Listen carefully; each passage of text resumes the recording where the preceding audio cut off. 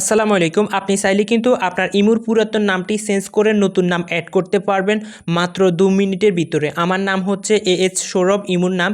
তো আমি এখন এটাকে চেঞ্জ করে নতুন একটা নাম বসাবো।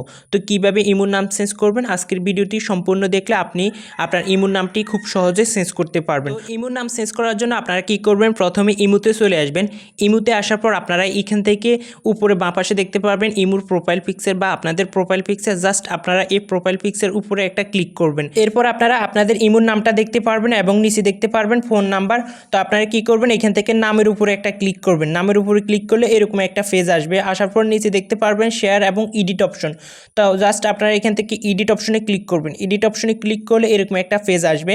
আসার পর এখানে নিচে দেখতে পারবেন ইউজার নেম নামে একটা অপশন দেখতে পারবেন। জাস্ট এই অপশনটাতে ক্লিক করবেন। করার পর এখানে আপনারা আপনাদের ইমুর নামটা দেখতে পারবেন, এটাকে কেটে দিবেন।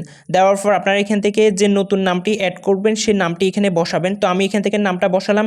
বসানোর পর উপরে দেখতে পারবেন একটা টিক মার্ক।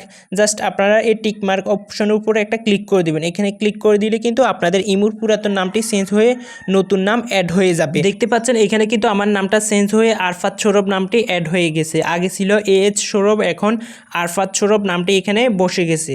তো আপনারা চাইলে এই সহজ পদ্ধতির মাধ্যমে আপনারা আপনাদের ইমুর পুরাতন নাম চেঞ্জ করে নতুন নাম বসাতে পারবেন। তো বন্ধুরা, এই ছিল আমাদের আজকের এই ভিডিওটি কেমন লেগেছে অবশ্যই কমেন্ট বক্সে কমেন্ট করে জানাবেন এবং ভিডিওতে একটা লাইক করে দিবেন।